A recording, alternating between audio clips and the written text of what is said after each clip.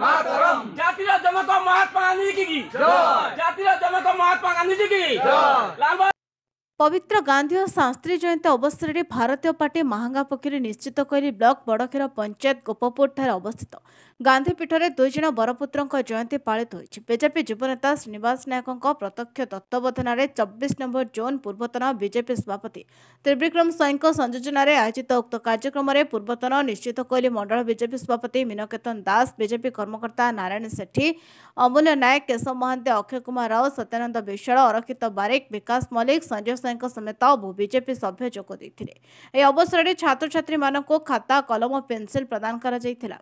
समस्त सभ्य गांधीजी प्रतिमूर्ति और शास्त्रीजी फोटोचित्र में पुष्पमाल्य उत्तर प्रदान कर प्रदीप प्रज्वलन करते। भारत को विश्वगुरु मान्यता पाइबा समस्त एकाठी होई कार्य करने को महांगा बीजेपी पूर्वतन विधायक प्रार्थी समीर कुमार सामल शपथ पाठ कराइथिले।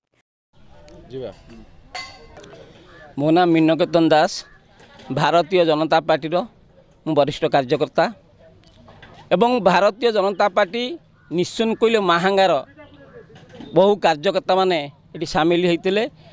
पवित्र महात्मा गांधी जो ये पीठ अच्छी आज महात्मा गांधी 155तम जयंती, भारत वर्षर द्वितीय प्रधानमंत्री शास्त्रीजी आज जयंती।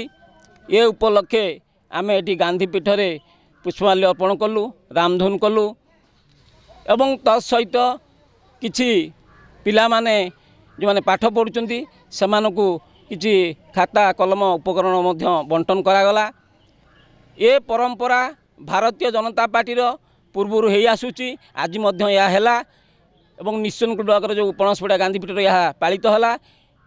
तेणु मोर एटी पिला मानकु या कहली जे आगु को महात्मा गांधी पंथा अनुसरण करी तांकर जो विषय स्मरण करी आगु केमी जीवे देशर से भविष्य से आगु जीवे यह ही मु प्रभु जगन्नाथ निकट में प्रार्थना कली।